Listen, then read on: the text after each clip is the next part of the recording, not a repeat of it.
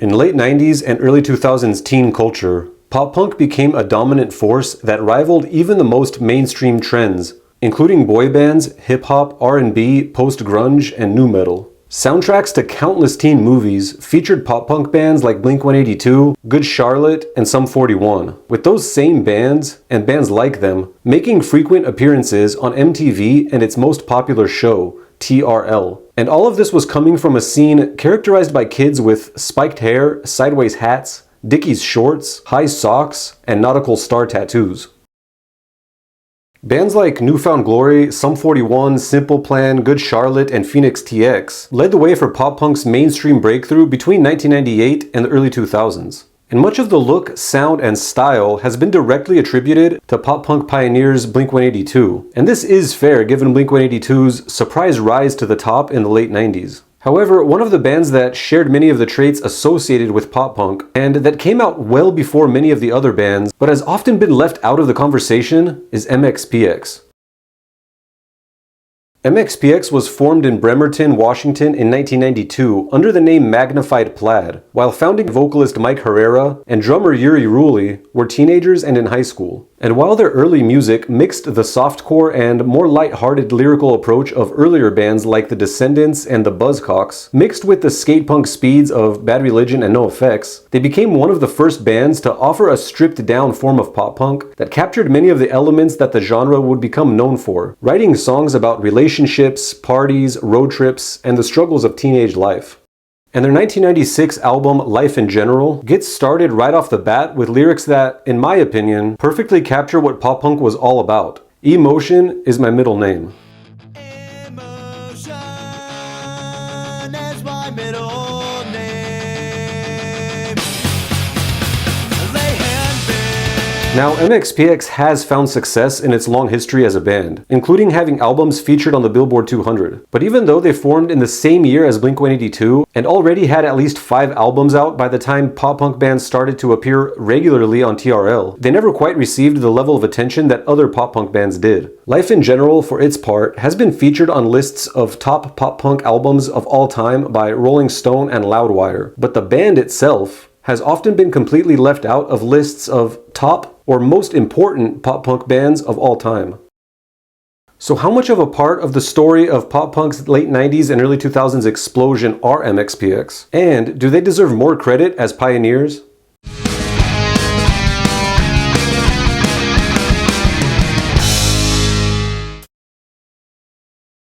Hi, I'm Joe Meyer, and this is Heavy Academia, a place for discussions about bands, genres, and their histories. Now, before getting into the story of MxPx, pop-punk is a label that gets thrown around quite a bit to describe a wide range of bands from Rancid to Green Day. So for the sake of clarification, in this video, I'm specifically referring to the wave of pop-punk that eventually became its own scene and genre, with bands like New Found Glory even embracing the term.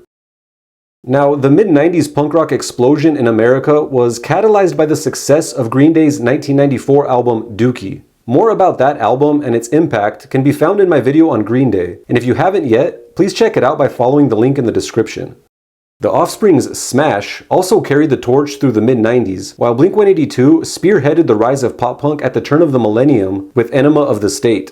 And one major thing that all these bands had in common is that they were all from California. Californian punk bands dominated the scene in the 1990s, and so MxPx, having been formed in Washington, which was of course the home state of grunge, had an uphill climb. But the band persevered and have only made one significant lineup change in their entire history, when founding guitarist Andy Husted left the band and was replaced by Tom Wisniewski in 1995. And less than a year after Green Day released Dookie, MxPx released their first full-length album, Pokin' At Ya, which was pretty raw and hastily recorded, and more of a straightforward skate punk album. But it included pop-punk elements that would later define their sound and pop-punk in general, which can be heard in songs like Want Ad.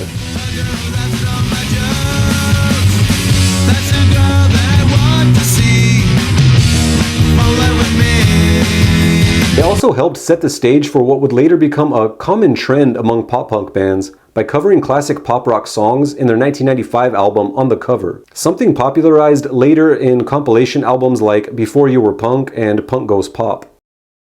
But while their contemporaries in California were either signing to major labels or finding success through indie heavyweights like Epitaph, Nitro, and Fat Records, MxPx's first 3 albums, and On the Cover, were released through Seattle-based Tooth and Nail Records, a label founded in 1993 that established a Christian punk and hardcore scene, which would go on to sign other bands like Slick Shoes, The Juliana Theory, and Under Oath. So one of the potential reasons that MxPx never really reached the status of being pop-punk icons like Blink-182 or Good Charlotte, and haven't been credited as one of the main founders of pop-punk, might be that in their early years, they were heavily associated with Christian punk, which is something that has followed them throughout most of their career. So why would this be a potential setback for them? Well, one of the biggest bands in the world of 90s punk, and the face of the entire scene, was Bad Religion, whose logo was of course a crossed-out crucifix. But on the other hand, the pop-punk scene of the early 2000s was characterized by a lot of toilet humor that would probably be seen as inappropriate for members of Christian bands and their fans. An article in Creative Loafing Charlotte summed up MxPx's early years pretty well by describing them as a Christian band who created easily digestible pop-punk earworms that rarely made preaching points of the band's religious ideals, but avoided any language or themes that would offend fellow believers. So this might all suggest that maybe there just wasn't a place for Christian bands in a pop-punk scene that celebrated offending parents through dirty jokes and sexual innuendos that were definitely not always very subtle. However, the band members themselves have had a complicated relationship with Christianity. While their first 2 albums made plenty of references to God and Jesus, the majority of their work, beginning with Life in General, tended to avoid any specific references to religious or biblical themes, while focusing more on topics like girlfriends and road trips. But frontman Mike Herrera has attributed the band's association with Christianity to the members growing up around churches and going to youth group, while also having to align with the values of Tooth and Nail Records, rather than having much religious conviction themselves. In a 2010 interview, Herrera would say that MxPx has always been about the struggle to grow up and come of age. I think the religious stuff took over in the media, but not so much in the band ourselves. I was very young for the first few records, so I was still going to youth group and stuff. But once we started touring and meeting people and playing with other bands, it all kind of changed. It's all about growing up, really. He would then go on to say that, anyway, I respect all of our fans, no matter what they believe. And despite often being labeled as a Christian band, or a band of Christians, there's little evidence to suggest that this affected their popularity in the 90s punk and pop-punk scenes, and MxPx actually had close friendships with many of their peers, including bands like NoFX and Blink-182.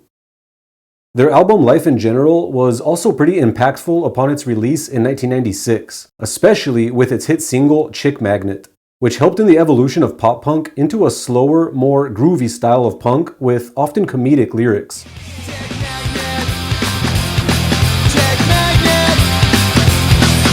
And due to the album's success, MxPx attracted interest from major labels, and would go on to leave Tooth and Nail Records for A&M in 1997, for the release of their 4th full-length album, Slowly Going the Way of the Buffalo. This album was a major turning point for the band, as it would be their first to chart on the Billboard 200 at number 99. It also saw the band evolve from the hardcore and skate punk speeds of their previous recordings to a more straightforward and catchy style of pop punk that would become the blueprint for the entire genre. And with this new exposure, the band got more opportunities to tour with other punk, hardcore, and pop-punk bands, and they were included in the lineup of the 1997 Snow Jam Festival, playing with bands like Satanic Surfers and SNFU. They also played at the 1997 and 1998 Vans Warped Tours, where they performed alongside Bad Religion, NoFX, Rancid, and the Vandals. MxPx's next 2 albums also charted on the Billboard 200, with some of their singles receiving minor airplay on radio stations, ensuring that, even though they weren't on the cover of magazines like Rolling Stone or Alternative Press, they were very much a part of the early 2000s wave of pop-punk that took the mainstream by storm. And when asked in the early 2000s if other bands treated them differently for being labeled as a Christian band, Tom Wisniewski responded that by then a lot of the newer bands had actually started looking up to them, and he revealed that in the year 2000, NoFX's Fat Mike had told them that one day this is going to turn for you guys, and it's going to go from you being the young band to you being like the veterans. Every band will sound like you, and it will just happen, and you won't understand it, but it will happen. And it was weird because, like a couple of years later, it did. In fact, many of the biggest bands in pop punk, from Simple Plan to Good Charlotte and New Found Glory, gave MxPx credit as major influences. But despite being looked up to by newer bands, in the 2000s MxPx was mostly left out of the TRL-driven craze that saw many of those bands become pop icons. In a Variety magazine article in 2004 about a show in Hollywood that featured Simple Plan and MxPx, the writer reported that by the time MxPx went on stage for their headlining set, hundreds of fans who had only come to see Simple Plan had already left the venue.